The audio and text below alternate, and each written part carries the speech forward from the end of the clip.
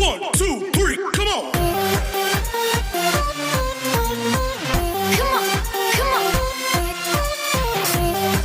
Hello મિત્રો, કેમ છો? મજામાં? હું છું ડૉક્ટર મુશીર મંસૂરી અને તમે જોઈ રહ્યા છો મારી ચેનલ ગુજરાતી બાયોલોજી નીટ. તો મિત્રો, તમે જાણો છો એ પ્રમાણે આપણે ભણી રહ્યા છીએ ધોરણ 12 વિષય બાયોલોજી, ચેપ્ટર નંબર 2 સપુષ્પી વનસ્પતિમાં લિંગી પ્રજનન. એમાં આપણે જાણીએ છીએ પ્રમાણે છેલ્લે ભ્રૂણ વિશે આપણે ચર્ચા કરી, જેમાં દ્વિદળી ભ્રૂણનું સર્જન કઈ રીતે થાય છે એનું આપણે વિસ્તૃતમાં આકૃતિ સહિત વર્ણન કર્યું. સાથે સાથે આપણે એકદળી અને દ્વિદળી ભ્રૂણ વચ્ચે શું તફાવત હોય છે એની પણ આપણે ચર્ચા કરી. હવે આજના ટોપિકમાં આપણે જોવાનું છે બીજ વિશે. તમને સ્ક્રીન પર દેખાય છે એ પ્રમાણે આજનો આપણો ટોપિક છે બીજ, જેને અંગ્રેજીમાં સીડ તરીકે ઓળખવામાં આવે છે. તમે જાણો છો એ પ્રમાણે ચેપ્ટરનું નામ છે આવૃત બીજધારી વનસ્પતિ. એનો મતલબ એમ કે હવે આપણે પાઠના અંત ઉપર છીએ, જેમાં બીજ વિશે આપણે ચર્ચા કરવાની છે. કારણ કે પાઠનું નામ આવૃત બીજધારી છે, એટલે બીજની ચર્ચા ના થાય એવું બને નહીં. અને આ બીજનો ટોપિક આપણા માટે નવો પણ નથી. આપણે 11મા ધોરણમાં વનસ્પતિ દેહધર્મ વિદ્યાનું જે ચેપ્ટર હતું એમાં બીજ વિશે વિસ્તૃતમાં એની બાહ્યાકાર વિદ્યા અને અંતસ્થ વિદ્યા વિશે ચર્ચા કરેલ હતી, જેમાં આપણે એકદળી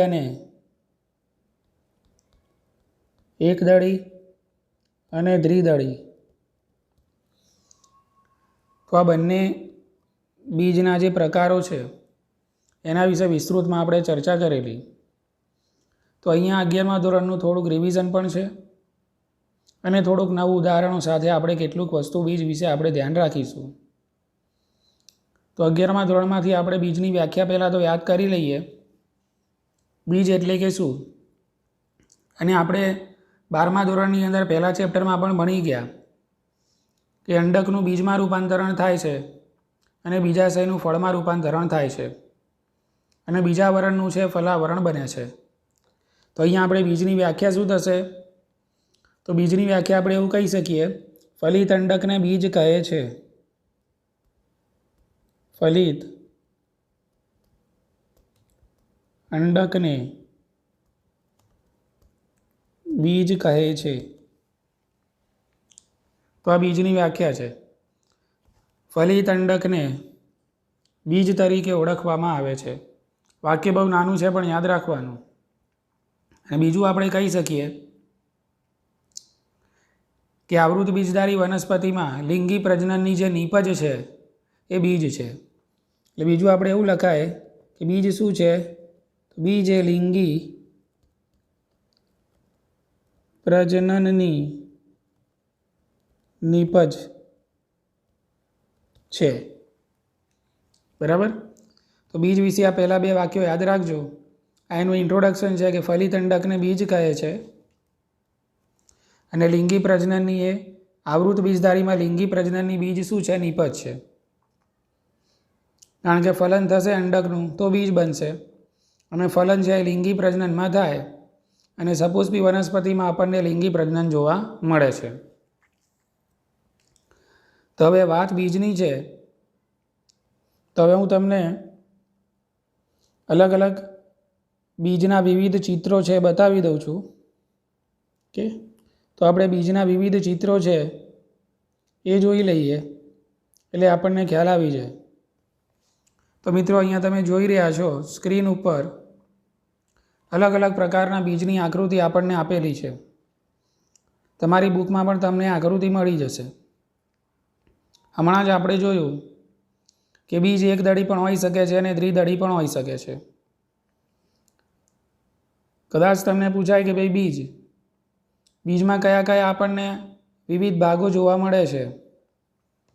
તો બીજમાં સૌથી પહેલાં તો આપણને બહારની બાજુએ જોવા મળે છે બીજાવરણ. બીજમાં આપણને સૌથી પહેલાં બહારની બાજુ બીજાવરણ જોવા મળે છે. અહીંયા તમે આકૃતિમાં જુઓ છો કે અહીંયા બીજાવરણ છે. બીજું શું જોવા મળે બીજની અંદર?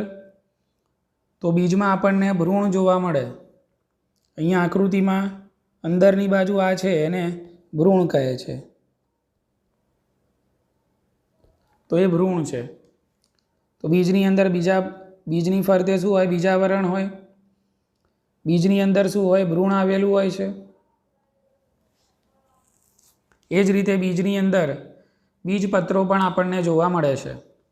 તો અહીંયા તમે જોઈ શકો છો બીજમાં બીજપત્રો પણ આવેલા છે. તો બીજની રચનામાં મુખ્યત્વે બહારની બાજુએ બીજાવરણ અથવા તો બીજાવરણો એક કરતાં વધારે પણ હોઈ શકે છે. બીજપત્ર એક પણ હોય અથવા તો બે પણ હોય. અહીંયા તમે જુઓ આ બીજની અંદર જુઓ અહીંયા બીજપત્ર એક જ છે. જ્યારે આ આકૃતિ તમે જોશો આ આકૃતિ તો આની અંદર આપણને બે બીજપત્રો જોવા મળે છે. તો જે બીજમાં બે બીજપત્રો હોય એને આપણે દ્વિદળી વનસ્પતિ કહીએ છીએ અને જે બીજમાં એક જ બીજપત્ર આવેલું હોય એને એકદળી બીજ તરીકે ઓળખવામાં આવે છે. તો અહીંયા તમે જોશો તો અલગ અલગ બીજની આપણને આકૃતિઓ આપેલી છે. બીજને મુખ્યત્વે બીજપત્રોની હાજરીના કારણે એકદળી અને દ્વિદળીમાં વહેંચવામાં આવે છે. એટલે આ ચાર આકૃતિઓ આપેલી છે એના ઉપરથી આપણે જોઈએ. એકદળી માટે આપણે સંજ્ઞા એ લખીશું ને દ્વિદળી માટે બી લખીશું. તો અહીંયા બે બીજપત્રો છે બરાબર. તો આ કયું બીજ થશે? દ્વિદળી બીજ થશે. અહીંયા એક જ બીજપત્ર છે તો આ એકદળી બીજ થાય છે. અહીંયા પણ એક જ બીજપત્ર છે. જો અહીંયા આપેલું છે ને વરુથિકા. આ વરુથિકા નથી, અસલમાં વરુથિકા છે. થ છે, ધના બદલે થ છે. તો વરુથિકા પણ એક પ્રકારનું બીજપત્ર છે. આપણે 11મા ધોરણમાં ભણી ગયા કે જે મકાઈના દાણામાં આપણને જોવા મળે છે. તો એમાં પણ એક જ બીજપત્ર છે એટલે આ પણ એકદળી બીજ કહેવાય. જ્યારે આ આકૃતિ જુઓ તમે એની પણ અંદર આપણને એક જ બીજપત્ર આકૃતિ પ્રમાણે એક બીજપત્ર જોવા મળે છે. તો આને પણ આપણે એકદળી તરીકે ઓળખીએ છીએ. ક્લિયર? તો બીજપત્રોની સંખ્યાની હાજરીના કારણે બીજને બે પ્રકારમાં વહેંચી શકાય, એકદળી અને દ્વિદળી. હવે કોઈ પૂછે કે બીજપત્રો એટલે શું છે? તો બીજપત્રો એટલે કે આ તમને જે બીજપત્રો દેખાય છે આ બીજપત્ર છે, આ પણ બીજપત્ર છે. તો આ બીજપત્ર એટલે શું? તો બીજપત્ર એટલે કે એવી રચના કે જેમાં વિપુલ પ્રમાણમાં ખોરાકનો સંગ્રહ થયેલો હોય છે, જેના કારણે બીજપત્ર થોડું ઘણું આપણને કઠણ અને ફૂલેલું જોવા મળે છે. તો આ જે રચના છે એને બીજપત્ર તરીકે ઓળખવામાં આવે છે. અને આ બીજપત્ર બીજાંકુરણ દરમિયાન પોષણ પૂરું પાડવાનું મદદ કરે છે. જ્યારે બીજાંકુરણ થશે, આ બીજનું જ્યારે બીજાંકુરણ થશે ત્યારે એમાંથી બીજનો ફણગો ફૂટશે અને વનસ્પતિના વિવિધ ભાગો તૈયાર થશે. તો એ વખતે એને પોષણ બીજપત્રોમાંથી મળશે. એટલે બીજપત્રો છે વિપુલ પ્રમાણમાં ખોરાકનો સંગ્રહ કરે છે. હવે તમે આકૃતિ જુઓ છો એ પ્રમાણે બીજના બીજા બે પ્રકારો પણ પાડવામાં આવે છે બરાબર. તો એકને કહીશું આપણે ભ્રૂણપોષી અને બીજું છે અભ્રૂણપોષી. એક છે ભ્રૂણપોષી અને બીજું છે અભ્રૂણપોષી. તો ભ્રૂણપોષી બીજ કોને કહેવાય? તો ભ્રૂણપોષી બીજ એટલે કે જેમાં ભ્રૂણપોષ હાજર હોય એને ભ્રૂણપોષી બીજ કહે છે અને જેમાં ભ્રૂણપોષ હાજર ના હોય એને અભ્રૂણપોષી બીજ તરીકે ઓળખવામાં આવે છે. તો અહીંયા તમે જુઓ છો એ પ્રમાણે આ પહેલી આકૃતિ જે છે, પહેલા નંબરની જે આકૃતિ છે એમાં તમે જુઓ બીજની અંદર ભ્રૂણપોષ જોવા મળતો નથી. એટલે આ બીજ કેવું છે? અભ્રૂણપોષી બીજ છે. એમાં ભ્રૂણપોષ ગેરહાજર છે બરાબર. કે અભ્રૂણપોષી બીજ એટલે ભ્રૂણ ગેરહાજર છે એવું નહીં સમજવાનું. અભ્રૂણપોષી બીજ એટલે કે ભ્રૂણપોષ ગેરહાજર છે. અને ભ્રૂણપોષ કેમ ગેરહાજર છે? તો ભ્રૂણપોષ એટલા માટે ગેરહાજર છે કારણ કે જ્યારે આ ભ્રૂણની રચના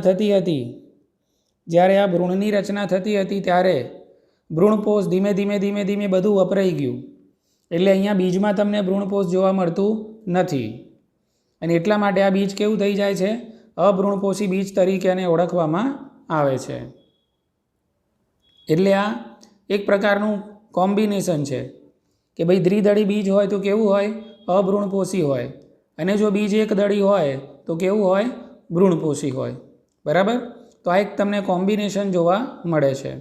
એટલે એક દળી બીજ બરાબર દ્વિદળી બીજ બરાબર અભ્રૂણપોષી અને એક દળી બીજ બરાબર ભ્રૂણપોષી. ક્લિયર? તો આ તમને આકૃતિ જે આપેલી છે આ, તો એ બીજ છે વાલનું બીજ. આ તમને આકૃતિ જે આપેલી છે વાલના બીજની આકૃતિ છે. એટલે વાલ છે, વટાણા છે, મગફળી છે. બરાબર? આની અંદર ભ્રૂણપોષ પૂરેપૂરો ભ્રૂણ બનાવતી વખતે વપરાઈ જાય છે અને એટલા માટે ભ્રૂણપોષ અહીંયા જોવા મળતો નથી અને એટલા માટે એને અભ્રૂણપોષી બીજ કહે છે. અને એમાં 2 બીજપત્રો છે એટલા માટે એને દ્વિદળી બીજ પણ કહેવામાં આવે છે. એટલે અહીંયા ભ્રૂણપોષ નથી એનો મતલબ એમ આને બીજું નામ પણ આપવામાં આવે છે આલ્બ્યુમિન મુક્ત. શું કહેવાશે એને? આલ્બ્યુમિન મુક્ત. એટલે એની અંદર ભ્રૂણપોષ આપણને જોવા મળે નહીં. એટલા માટે આપણે એને આલ્બ્યુમિન મુક્ત બીજ તરીકે પણ ઓળખીએ છીએ. બરાબર? તો અહીંયા જોઈ લઈએ આ બીજ કેવું થશે? આલ્બ્યુમિન મુક્ત.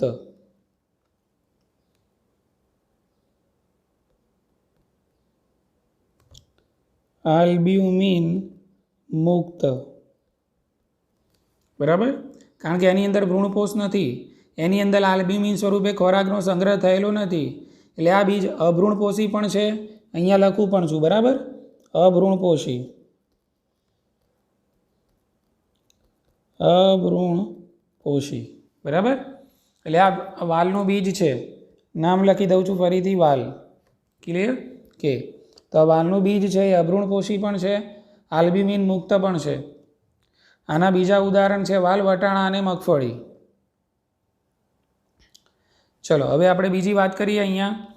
તો અહીંયા તમે જુઓ આ 3 આકૃતિની અંદર, આ જે 3 આકૃતિઓ છે એની અંદર આપણને ભ્રૂણપોષ જોવા મળે છે. જો અહીંયા ભ્રૂણપોષ હાજર છે, અહીંયા પણ ભ્રૂણપોષ હાજર છે કે, અને અહીંયા પણ આ નીચે અહીંયા પણ ભ્રૂણપોષ હાજર છે. એટલે આ 3 બીજ કેવા થશે? ભ્રૂણપોષી બીજ. કેમ ભ્રૂણપોષ અહીંયા હાજર છે? કારણ કે જ્યારે ભ્રૂણનું નિર્માણ થતું હતું ત્યારે ભ્રૂણપોષ પૂરેપૂરો વપરાઈ ગયેલો હોતો નથી. ભ્રૂણપોષ બાકી રહી જાય છે. ભ્રૂણપોષ ચિરલગ્ન રહે છે અને એટલા માટે આ બીજને આપણે ભ્રૂણપોષી બીજ તરીકે ઓળખીએ છીએ. ક્લિયર? એટલે તમે આ 3ને ભ્રૂણપોષી બીજ કહી શકો છો. સાથે સાથે આલ્બ્યુમિન યુક્ત પણ કહી શકાય છે. અહીંયા હું લખું છું આલ્બ્યુમિન યુક્ત. ક્લિયર? એટલે આલ્બ્યુમિન યુક્ત કહો, કાં તો ભ્રૂણપોષી બીજ કહો, કાં તો પછી એને એક દળી બીજ તરીકે પણ ઓળખવામાં આવે છે. બરાબર? એટલે આ બધા બીજ કેવા છે? ભ્રૂણપોષી, જેની અંદર તમને ભ્રૂણપોષ જોવા મળે છે. ભ્રૂણપોષી એટલે આલ્બ્યુમિન યુક્ત કહો, ભ્રૂણપોષી કહો તો પણ ચાલશે. એટલે આ જે બીજ છે તમને અહીંયા આકૃતિમાં આ જે બીજ દેખાય છે એ શાનું છે? તો એ છે એરંડા. આ એરંડાનું બીજ છે. ચોપડીમાં તમને લખેલું નથી પણ આપણે યાદ રાખવાનું. આ બીજના અલગ અલગ જે ભાગો છે એ પણ યાદ રાખવાના આકૃતિ પ્રમાણે કે ભાઈ આ બીજાવરણ છે, આ ભ્રૂણપોષ છે, આ બીજપત્રો છે. એ જ રીતે આ નીચેનો જે પોઈન્ટ દેખાય એને અધરાક્ષ મૂળ ધરી કહેવાય છે. એ જ રીતે આ પોઈન્ટ જે દેખાય છે અહીંયા અને પ્રરોહાગ્રની વર્ધમાન પેશી એટલે કે કહેવામાં આવે છે. તો આ એરંડો છે, એરંડાનો બીજ છે, અથવા તો તમે એને કહી શકો છો દિવેલા. બરાબર છે? એરંડા અથવા તો દિવેલા એને કહેવામાં આવે છે. આ જે બીજ છે એને તો મિત્રો તમે ઓળખી જ ગયા છો, આ તો મકાઈનો દાણો છે. એટલે આ બીજ કયું છે? મકાઈ. એટલે મકાઈ પણ કેવું છે? ભ્રૂણપોષી અને એક દળી બીજ છે. એને પણ તમે આલ્બ્યુમિન યુક્ત કહી શકો છો. ક્લિયર? ઓકે. તો અહીંયા આપણે જોયું બીજના અલગ અલગ પ્રકારો બીજપત્રની હાજરીના કારણે, સંખ્યાની હાજરીના કારણે અને ભ્રૂણપોષની હાજરીના કારણે અલગ અલગ પડે છે. ક્લિયર? ઓકે. ચલો મિત્રો હવે આપણે થોડા આગળ વધીએ. હવે આની એક થિયરી પણ વાંચી લઈએ. એના પહેલાં આ 4 આકૃતિઓ આપેલી છે એને તમે સારી રીતે યાદ કરી લેજો. ક્લિયર?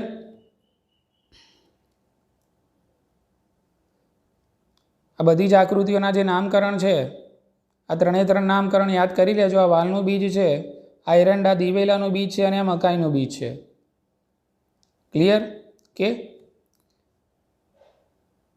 અહીંયા તમે જોઈ શકો છો ભ્રૂણાગ્ર ચોલ છે, ભ્રૂણાગ્ર છે, ભ્રૂણમૂળ આપેલું છે અને ભ્રૂણમૂળ ચોલ છે. બહુ જ ઇમ્પોર્ટન્ટ આકૃતિ છે, નીટમાં પૂછાવા લાયક આકૃતિઓ છે. અહીંયા સૌથી બહારની બાજુ ફલાવરણ છે. આ પ્રદેશને આપણે ભ્રૂણપોષ કહીએ છીએ અને આ જે એરિયા તમને દેખાય છે એને વરુથિકા તરીકે ઓળખવામાં આવે છે. વરુથિકા નથી, આ વરુથિકા છે. બરાબર? અહીંયા હું લખી દઈશું વરુથિકા. ક્લિયર? ઓકે. એ જ રીતે આ જે આકૃતિ અહીંયા આપેલી છે, અહીં આકૃતિનું નામકરણ, આ આકૃતિનું નામકરણ પણ આપણે યાદ રાખશું. એટલે ચારે ચાર આકૃતિઓ છે, ખૂબ જ અગત્યની અને ઇમ્પોર્ટન્ટ છે. ક્લિયર? ચાલો મિત્રો, હવે આપણે થોડા આગળ વધીએ. તો અહીંયા જોયું આપણે કે આવૃત બીજધારીમાં બીજ એ લિંગી પ્રજનન, હું જે અગત્યના મુદ્દાઓ છે એની નીચે અંડરલાઇન કરતો જઈશ. મેં તમને આકૃતિમાંથી પહેલાં સમજાવી દીધું છે. ક્લિયર?